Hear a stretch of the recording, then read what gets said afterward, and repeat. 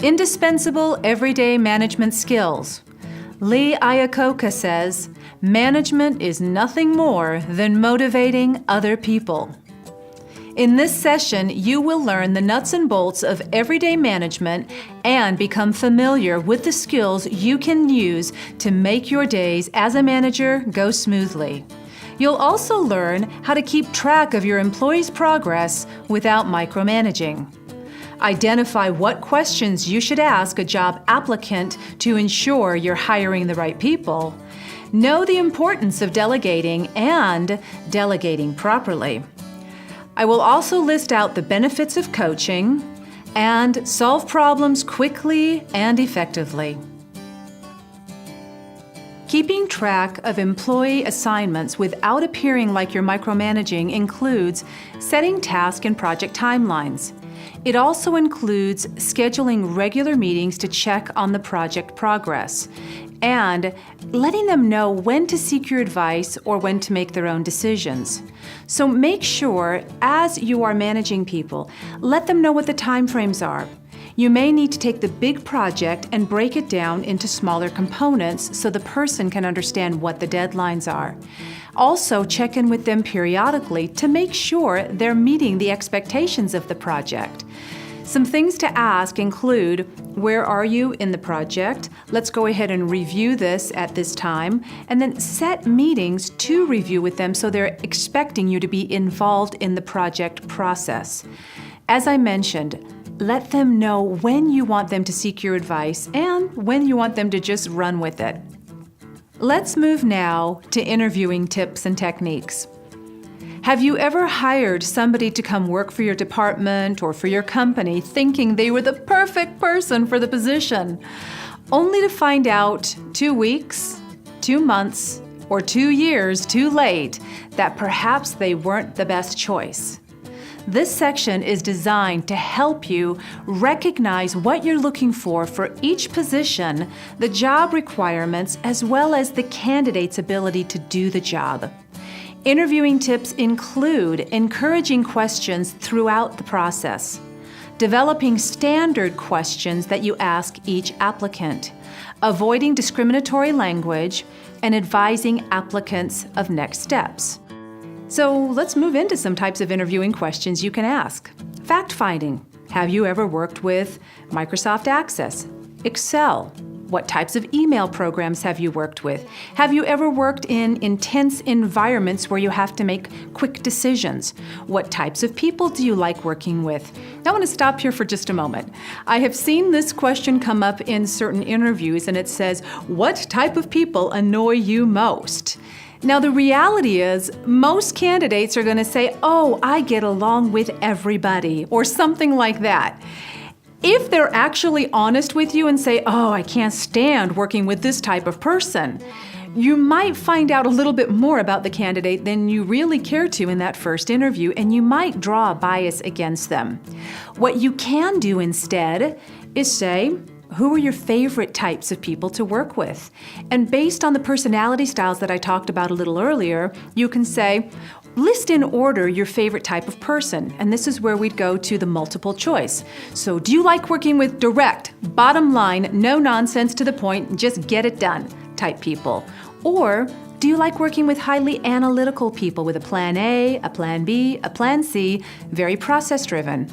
Or cheerleaders, social extroverts, easily distracted people that can just go off task and then come right back? Or do you prefer to work with relational people who are methodical, steadfast, conscientious? Go ahead and put those in order, 1, 2, 3, 4, 3, 2, 1, 4, whatever are your favorite types of people. Now what you're finding out is what their favorite types are and the least favorite types are without having to put them on the spot. You can also ask them behavioral questions. Tell me about a time when. Let's say, for example, gossip. That's a big one in the workplace. You might say something like, tell me about a time when you heard 2 coworkers in the break room gossiping. How did you handle it? Now, they might say to you, oh, gossip is unacceptable in the workplace. as the interviewer, yes, that's true, so maybe agree with them. Yes, you're right. So how would you handle that? Or better yet, how have you handled that in the past? What you're looking for here is, does the person have a plan? Or are they just telling you what you want to hear? Now, I realize some of this seems to be kind of logical and makes sense on its own, yet too many times in the interview process, we miss that part. So let them answer. And if they say, gosh, I just leave the break room, what is that going to tell you about their confrontational skills? Or if they say, hey, you shouldn't be doing that, what does that tell you about their ability to communicate and persuade people to do something different? If they said, though, something along the line of, I just don't feel comfortable speaking about that person if they're not here to speak for themselves, I'm going to step out for just a moment. What it's telling you is they have the ability to confront the issue without judgment or without going over their head saying, you shouldn't do this, you shouldn't do that. They're saying, I don't feel comfortable talking about this person if they're not here to speak for themselves. I'm going to step out for a bit. Now, if they are in a supervisory position, it would be important that that person calls them out right there in that setting. Because if this person who's a supervisor leaves and doesn't deal with the issue, then that's a pretty good indicator of how they're going to deal with issues that come up in the work that can be challenging. Some other interview questions can be, what qualifications do you have in this field? Now, here's where you're going to have their resume, a list of references, and have just dialogue on those issues. Just because somebody is qualified on paper does not mean they're qualified in real life. And then ask them, what do you know about this company? So let me ask you, if you've started the interview process by having them upload their resume online or do an online application, they have gone to your website. Wouldn't you like to know before they start working for you how much time and research they do into something that you're giving them before they start working for you? I covered number 3 already earlier, what kind of people annoy you the most, and you probably won't get an answer for that unless you ask which ones are your favorite peoples. Remember to use the 4 types of personalities and ask them to put them in order. And then ask them a question such as, tell me about a time you had to make a decision quickly. And if the person is going, gosh, there was a time, and they're searching their brain and they can't think about a time, that's letting you know right there how they're going to have to react, or they will react in the future when they're put on the spot. Now, if a candidate says something like, when you ask that question, tell me about a time when you had to make a decision quickly, and they say, you mean like right now? Boom. They are actively involved in listening, they're engaged, and if you are hiring them for a position that requires them to think on their feet and make quick decisions, they're going to score higher than the first candidate. And then ask them, what are your goals? Short-term and long-term. Now, some good things to keep in mind with short-term and long-term goals. You may have a position within your company that just requires a short-term person. That's fine, as long as they know and you know. You also might be looking for somebody to fill a position that you'd like them to retain for years. Perhaps you've hired a recruiting company to hire this person, and you know you're investing a lot of time, energy, and money bringing them in. It's nice to know that the person has plans to stay in this field, preferably with you and this company, for years to come. Now, once you've hired the right people, now make delegating natural and easy. Some things to consider is why you should delegate. That's actually the first consideration. And I like to say, what's in it for me? Now, not just what's in it for me, what's in it for you? When you are delegating to somebody, those are the first 2 questions you have to answer before you'll ever delegate. Why do I want them to do it? Number 1. And number 2, why would they want to do it? So let's move into the second reason for delegating. Why don't you delegate sometimes? Oftentimes, it's because you haven't answered the first question. In order to effectively delegate, we've got to take a look at what are some things that hold you back. So let me ask you, what are some things that stop you from delegating? Now, you might be thinking to yourself, I just don't have the people to delegate to. Well, actually, if you're a supervisor, you do. It just means more strategic delegation. And then the next thing is, what's holding you back from delegating? Some supervisors feel guilty. Oh, I don't want to do it. Why would they want to do it? Some supervisors think, oh, if I'm going to do it or it's going to get done, I better do it myself because I want it done right. And realize, as a supervisor, it's no longer your job to get everything done. It's your job to delegate and delegate wisely. Some other reasons people don't delegate: control issues. Now, there also are some good reasons, though, not to delegate. Confidential issues, or if it's your field of expertise or it's what you were hired to do. Those are good reasons not to delegate. So what should you delegate? Anything somebody can do better, cheaper, or faster than you. If quality is the driving constraint or the most important aspect of the project, delegate to somebody who can do it better than you.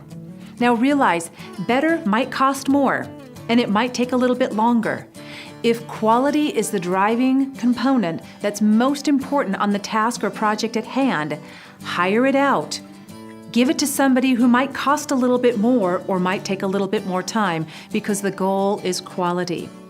If the goal is budget, then you want to find somebody or something to do it cheaper than you.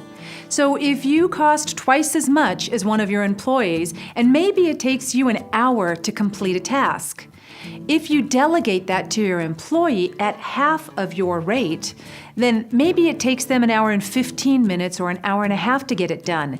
It is still cheaper than you doing it. And realize that frees you up for an hour of your time to do what you do best.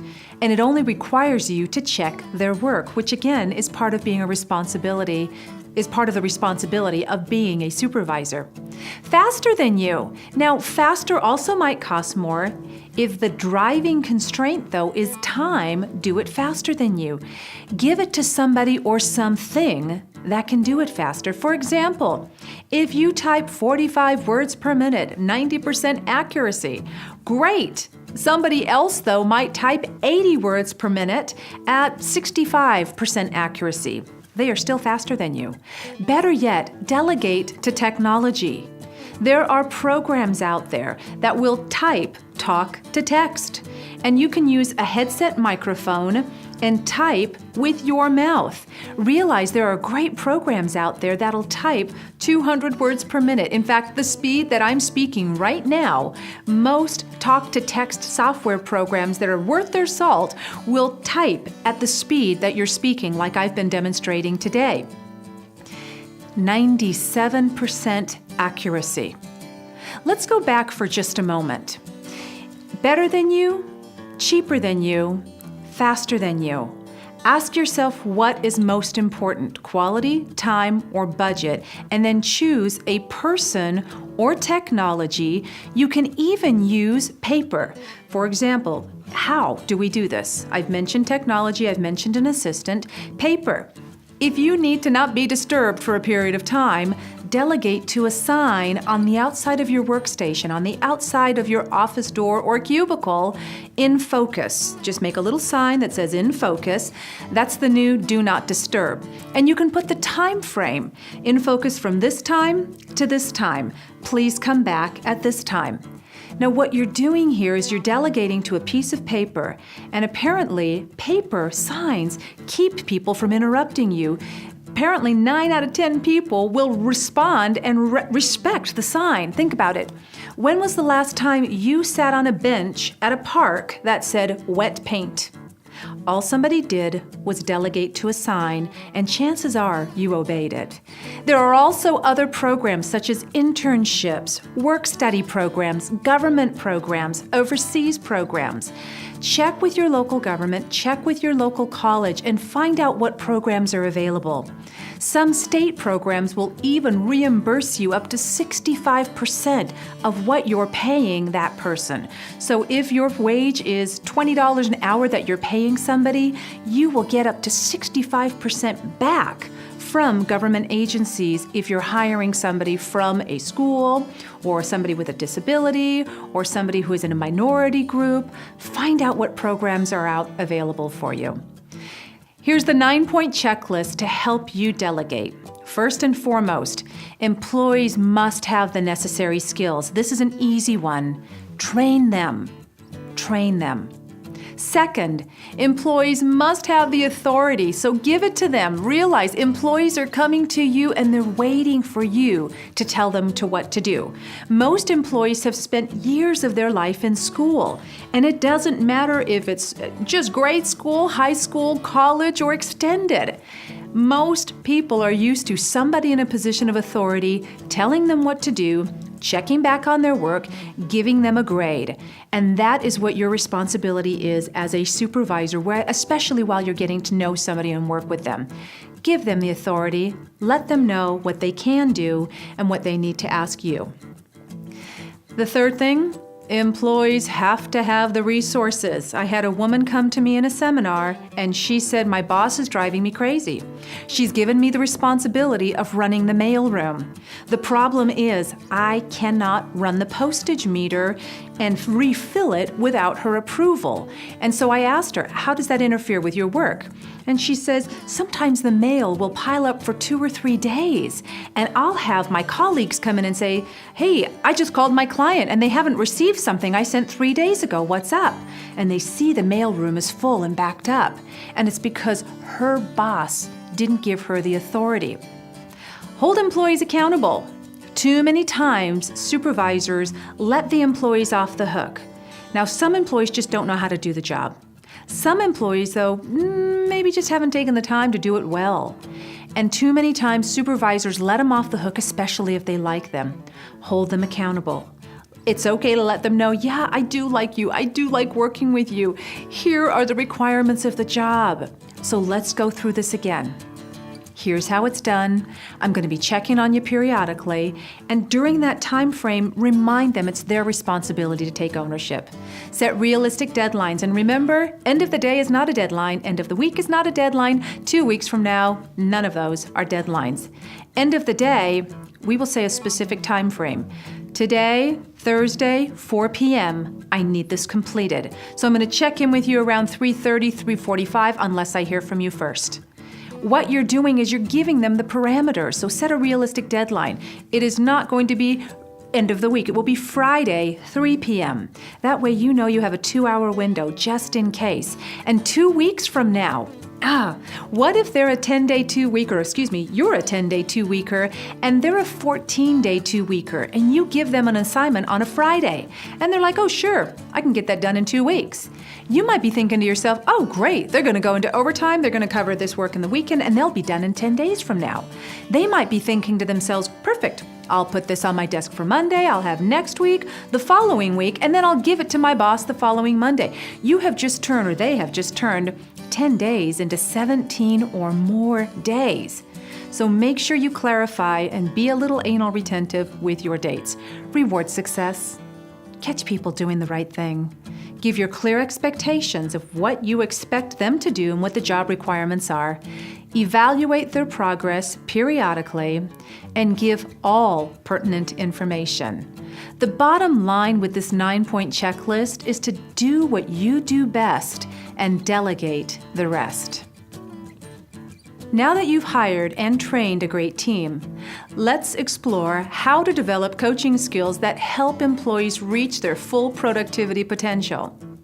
Coaching is ongoing. It is not a one-time event. You are ongoing, training them, telling them what the expectations are, encouraging when need be, and then motivating to action when they need to take action in a new direction. Coaching provides direction. You let people know the end in mind, that big picture, where you want them to go, and more importantly, how to get there. Coaching is day to day. It improves the employee's skills. It also improves your management skills. Coaching is empowering, and it communicates respectfully. It is problem-focused and solution-oriented. Remember, as a supervisor, it is not just your job to fix problems. It is your job to point out to employees to bring solutions to their problems that are doable. When it comes to building teams, together everyone achieves more. Another acrostic, is targeted, enthusiastic, accommodating, and meditative. These are the types of styles within the team. Let's take them one at a time.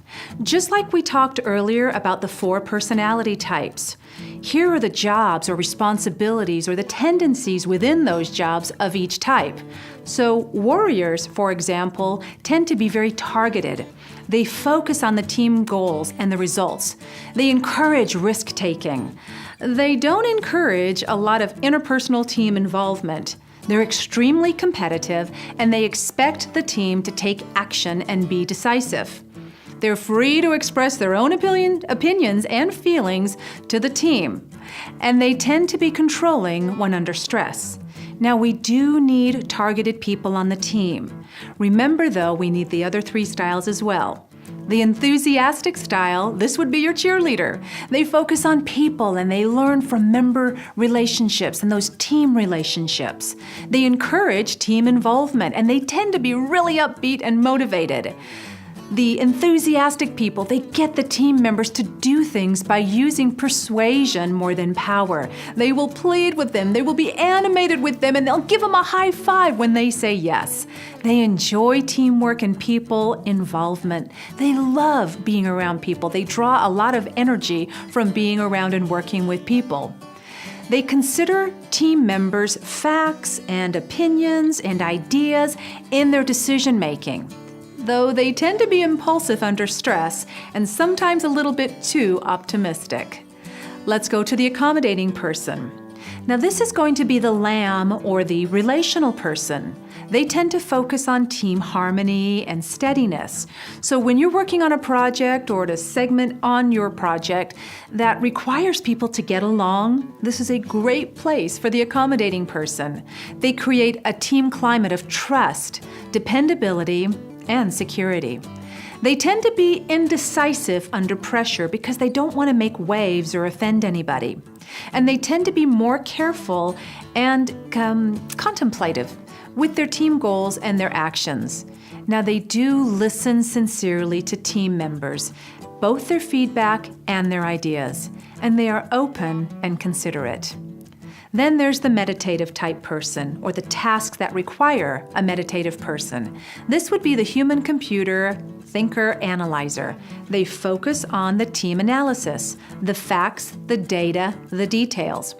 They encourage the team to plan strategically and focus on tasks as well as the lists within those tasks. They create a climate where team rules are encouraged and followed. Everything has a place and there's a place for everything.